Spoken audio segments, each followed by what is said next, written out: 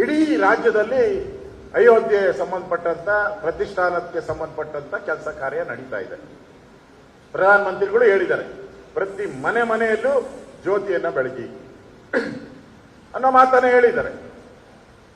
ಮತ್ತೆ ಎಲ್ಲ ಮನೆಗಳಲ್ಲೂ ಒಂದು ರೀತಿ ಹಬ್ಬದ ವಾತಾವರಣ ಇದೆ. ಗೋಪಾಲಣ್ಣ ಹೇಳಿದ್ರು, ನಾನು ಅಕ್ಷತೆ ಕೊಡಕ್ ಹೋದಾಗ ಮನೆಗೆ ಹೋಗ್ತಾ ಇದ್ದೀನಿ ಅಕ್ಷತೆ ಕೊಡಕ್ಕೆ. ನನ್ನ ಎಲೆಕ್ಷನ್ಗೆ ಹೋದಾಗನು ಕೂಡ ಪಾಂಪ್ಲೆಟ್ ಹಿಂಗ್ ಕೈಯಾಗೆ ಹಿಡ್ಕೊಂಡು ಆಯ್ತು ನೋಡೋಣ ಹೋಗೋಣ ಅಂತ ಇದ್ರು. ಈಗ ನೋಡಿದ್ರೆ ಅವರು ನಾನು ಹೋಗ್ತಾ ಇದ್ದಂಗೆ ಅವರೇ ಮೇಲೆಯಿಂದ, ನಾವು ಓಟ್ ಕೇಳುವಾಗ ಮೇಲೆ ನಡ್ಕೊಂಡು ಹೋಗ್ಬೇಕಾಯ್ತು ಫಸ್ಟ್ ಫ್ಲೋರು ಸೆಕೆಂಡು. ಈಗ ಹಂಗಲ್ಲ, ಅವರೇ ಇಳಿದು ಕೆಳಗಡೆ ಬಂದು ಹಣ ಕೊಡೋ ಅಕ್ಷತೆ ಅಂತ ಹೇಳ್ತಾ ಇದ್ದಾರೆ ಅಂತ ನಮ್ಮ ಗೋಪಾಲಣ್ಣ ಹೇಳ್ತಾರೆ.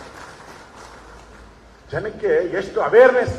ರಾಮ ಈ ದೇಶದ ಆದರ್ಶ ಪುರುಷ. ಈ ರಾಮ ಮಂದಿರ ಆಗ್ಬೇಕಾದ್ರೆ ಇವತ್ತೇನೋ ಹೇಳ್ತಾರಲ್ಲ, ಯಾರೋ ಆಂಜನೇಯನೋ ಏನೋ ಅವ್ರ ಹೆಸರು ಹಾಕಿಕೊಂಡು ಆಂಜನೇಯ ಗೊತ್ತಿಲ್ಲ. ಎಚ್ ಆಂಜನೇಯ, ಎಚ್ ಅಂದ್ರೆ ಏನು ಗೊತ್ತಿಲ್ಲ. ನಾನು ಆಮೇಲೆ ನನ್ನ ಮೇಲೆ ಹಾಕ್ಬಿಡ್ತೇನೆ, ಗೊತ್ತಿಲ್ಲ.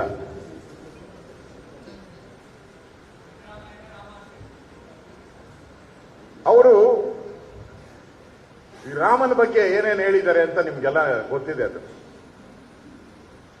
ಇವತ್ತು ರಾಮ ದೇವಸ್ಥಾನದ ಹೋರಾಟ ಇವತ್ತೆಲ್ಲ ನಡೀತಾ ಇರೋದು, 500-600 ವರ್ಷಗಳಿಂದ ನಡೀತಾ ಇದೆ. ಯಾರು ನಮ್ಮ ಮೇಲೆ ದಾಳಿ ಮಾಡಿದ್ರು, ಮುಸಲ್ಮಾನ್ ಭಯೋತ್ಪಾದಕರು ಅಂತಾನೆ ಹೇಳ್ಬೇಕು ಅವ್ರನ್ನೆಲ್ಲರೂ. ದಾಳಿಕೋರರು ದಾಳಿ ಮಾಡಿದ್ರು. ಆ ಸಂದರ್ಭದಲ್ಲಿ ಇದ್ದಂತ ರಾಮ ಮಂದಿರನ ಹೊಡೆದು ಅದೇ ಇಟ್ಟಿಗೆ, ಅದೇ ಕಲ್ಲುಗಳು, ಅದೇ ಕಂಬಗಳನ್ನ ಜೋಡಿಸ್ಕೊಂಡು ಕಟ್ಬಿಟ್ರು. ಅದೊಂದೇ ಅಂತಲ್ಲ, ನಿಮ್ ಸಾಕ್ಷಿ ನಮ್ಮ ವಿಜಯನಗರದ ಹಂಪೆ ಇದೆಯಲ್ಲ, ಹಂಪಿ ಹಾಳು ಹಂಪೆ ಆಗಿದೆ. ಯಾರು ಹಾಳು ಮಾಡಿದವರು? ಇವರೇ ತಾನೇ. ಈ ಮುಸಲ್ಮಾನ್ ದಾಳಿಕೋರರು ತಾನೇ ಹಾಳು ಮಾಡಿರೋದು. ಇಡೀ ದೇಶದಲ್ಲಿ ಸೋಮನಾಥ ದೇವಾಲಯ ಗುಜರಾತ್ ಅಲ್ಲಿ ಹಾಳು ಮಾಡಿದವರು ಯಾರು? ಇವರೇ. ಈಗ ಕಟ್ತಾ ಇದ್ದಾರೆ ಅಂತ ಹೇಳಿ ಇಡೀ ದೇಶದಲ್ಲಿ ಒಂದು ಅವೇರ್ನೆಸ್, ಕರ್ನಾಟಕದಲ್ಲೂ ಅವೇರ್ನೆಸ್. ಇದು ಗೊತ್ತಾಯ್ತು. ಮೊನ್ನೆ ಡಿ ಕೆ ಶಿವಕುಮಾರ್ ಹೇಳಿದ್ರು, ಏನೋ ಎಲ್ಲ ಬಿಜೆಪಿಯವರು ಅಕ್ಷತೆ ತಗೊಂಡು ಮನೆಗೆ ಹೋಗ್ತಾ ಇದ್ದಾರೆ ಅಂತ. ಅವಾಗ ಹೊಟ್ಟೆ ಉರಿ ಶುರುವಾಯ್ತು ಅವ್ರಿಗೆ. ಏನಪ್ಪಾ ಇದು, ಹಿಂಗಾದ್ರೆ ನಮ್ಮ ಸ್ಥಿತಿ ಪಾರ್ಲಿಮೆಂಟ್ ಅಲ್ಲಿ ಏನಾಗುತ್ತೆ? ಭಯ ಶುರುವಾಯ್ತು ಅವ್ರಿಗೆ. ಹುಡುಕು ಕೇಸ್ನ, ಯಾರ್ಯಾರು ಅಯೋಧ್ಯೆ ಸಂಬಂಧದಲ್ಲಿ ಹೋರಾಟ ಮಾಡಿದ್ರು ಅವ್ರನ್ನೆಲ್ಲ ಹಿಡಿದು ಕೇಸ್ ಹಾಕಕ್ಕೆ ಮಾಡ್ತಕ್ಕಂಥದ್ದು ವ್ಯವಸ್ಥಿತವಾದಂತ ಸಂಚಿದು. ಇದೇನು ಸುಮ್ಮನೆ ಮಾಡಿಲ್ಲ ಇಡೀ ಸರ್ಕಾರ. ಅದಂಗೆ ಅವ್ನು ಪೊಲೀಸನು ಹೋಗಿ ಅರೆಸ್ಟ್ ಮಾಡ್ಬಿಡ್ತಾನೆ. 30 ವರ್ಷ ಮಾಡದೇ ಇರೋದು ಅರೆಸ್ಟ್ನ 3 ದಿನದಲ್ಲಿ ಅರೆಸ್ಟ್ ಮಾಡಿ ಜೈಲಿಗೆ ಕಳಿಸ್ಬಿಡ್ತಾರೆ. ನೋಟಿಸ್ ಇಲ್ಲ, ಏನೂ ಇಲ್ಲ. ಅಂದ್ರೆ ಇಡೀ ರಾಜ್ಯದಲ್ಲಿ ಯಾರು ಅಯೋಧ್ಯೆ ಪೂಜೆ ಮಾಡ್ತಾರೆ, ಮನೆಗಳಲ್ಲಿ ಪೂಜೆ, ಅವ್ರಿಗೊಂದು ಭಯ ಇಡಿಸ್ಬೇಕು. ನೋಡಿ, ಯಾರ್ಯಾರು ರಾಮನ ಭಕ್ತರಿದ್ದೀರಾ ನಿಮ್ಮನ್ನೆಲ್ಲ ಹಿಡಿದು ನಾವು ಜೈಲಿಗೆ ಹಾಕ್ತೀರಿ. ಇದು ಸ್ಯಾಂಪಲ್ ತೋರಿಸಿದಿರಿ, ಇದೊಂದು ಸ್ಯಾಂಪಲ್ ನಿಮ್ಗೆ ಅನ್ನೋ ಮೆಸೇಜ್ ಅನ್ನ ಕೊಡುವಂತದ್ದು ಕುತಂತ್ರ ಇದರಲ್ಲಿ ಅಡಗಿದೆ.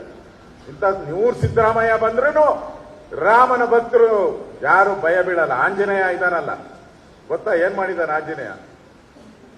ಇಂಥ 100 ಸಿದ್ದರಾಮಯ್ಯ ಬಂದ್ರೂ ಕೂಡ ರಾಮ ಭಕ್ತರನ್ನ ಏನು ಮಾಡಕ್ಕಾಗಲ್ಲ. ನಾವಿದ್ದೀರಿ ಅವ್ರ ಜೊತೆ, ಇಡೀ ಹಿಂದೂ ಸಮುದಾಯ ಅವ್ರ ಜೊತೆ ನಿಂತ್ಕೊಂತೀರಿ.